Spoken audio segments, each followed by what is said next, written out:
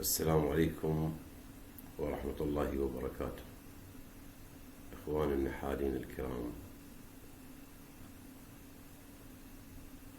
قد يضطر أو يلجأ أحيانا النحال إلى القيام بعملية ضم الخلايا.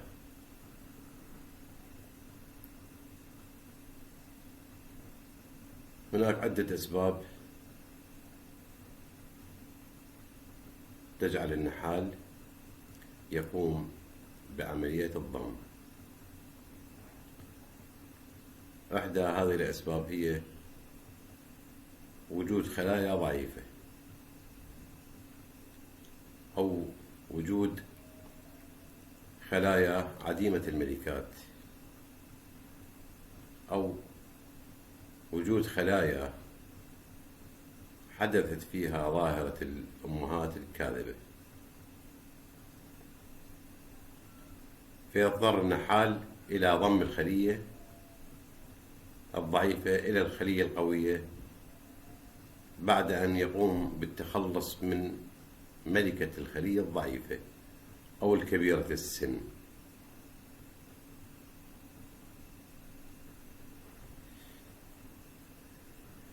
المقصود بالخلية الضعيفة هي الخلية قليلة الشغالات،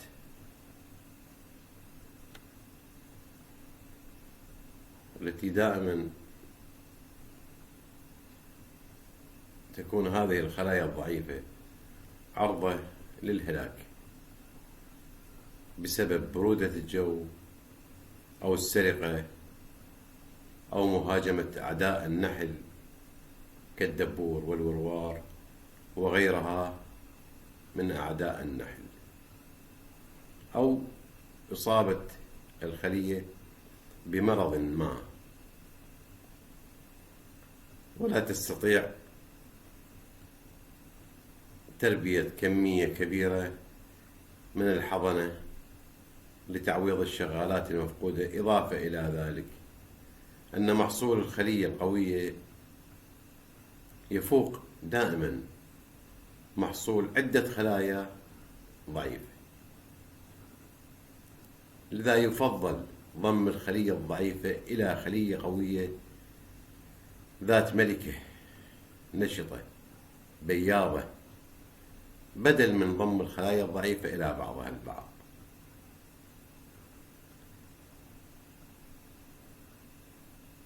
كما يفضل ضم الخلايا الضعيفة قبل الشتاء حتى لا تهلك من شدة البرد، وضم الخلايا الضعيفة إلى الخلايا القوية في أوائل الربيع حتى تتمكن هذه الخلية من جمع محصول أكبر من العسل. ولكن كيف نقوم بعملية الضم وما هي الخطوات المتبعة؟ أولا، تقرب الخلية الضعيفة إلى الخلية القوية بالتدريج لمسافة حوالي نصف متر إلى متر يوميا، أو يسد باب الخلية الضعيفة المراد ضمها عند الغروب وتنقل إلى جوار الخلية القوية، ويحتفظ بالملكة الجديدة. ولكن من المعروف لدى النحالين أن نحل الخلية لا يسمح بدخول شغالات غريبة إلى خليتها، لذلك نتبع أحدى الطرق التالية في عملية الضم.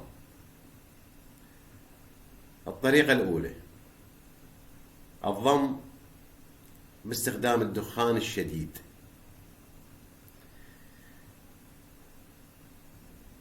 يقوم النحال بالتدخين على الخليتين المراد ضمهما تدخينا شديدا حتى يكتسب نحل الخليتين رائحة متشابهة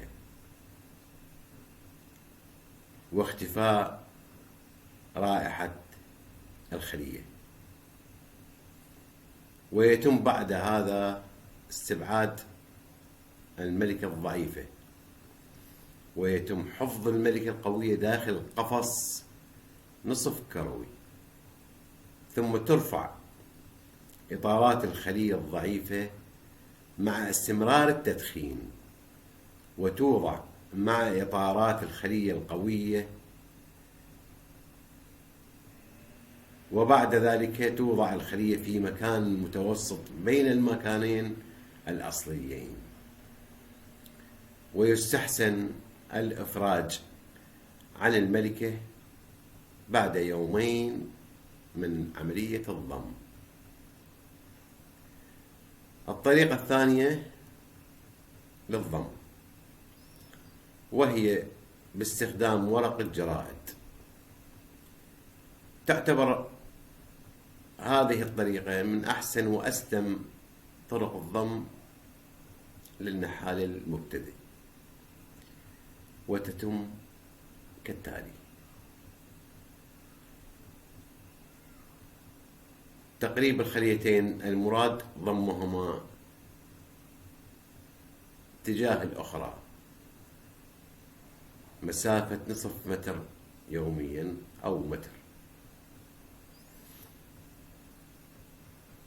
تنتخب الملكة الأفضل من الخليتين وتحجز بقفص نصف كروي.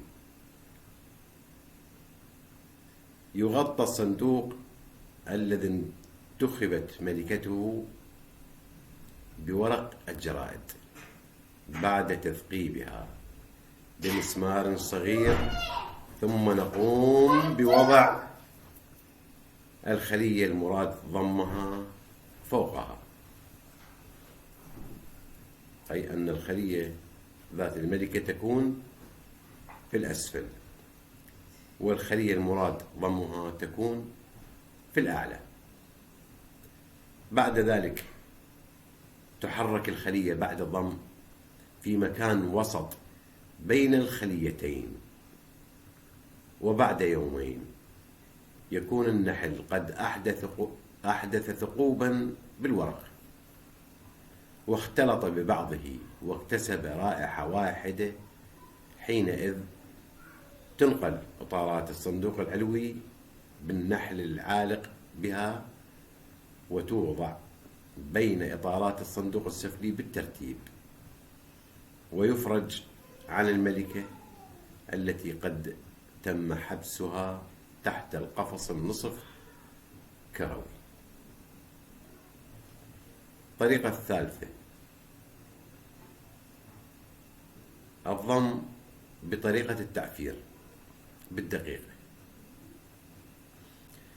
تعفر كل من الخليتين بالدقيقة، بعد ذلك تنقل إطارات إحدى الخليتين إلى الأخرى متبادلة مع بعضها، ويفضل وضع الملكة تحت قفص نصف كروي والإفراج عنها بعد يومين. وبعد نجاح عملية الضم بأحدى الطرق المذكورة، يجب على النحال أن يقوم بترتيب إطارات الخلية بحيث تكون الحضنة في الوسط، وإطارات العسل وحبوب اللقاح على الجانبين، مع رفع أي إطار زائد عن حاجة النحل إن وجدت. بعدها تتم عملية تغذية نحل الخلية. إلى هنا ينتهي درسنا لهذا اليوم، على أمل اللقاء بكم مرة أخرى. نستودعكم الله، وإلى اللقاء.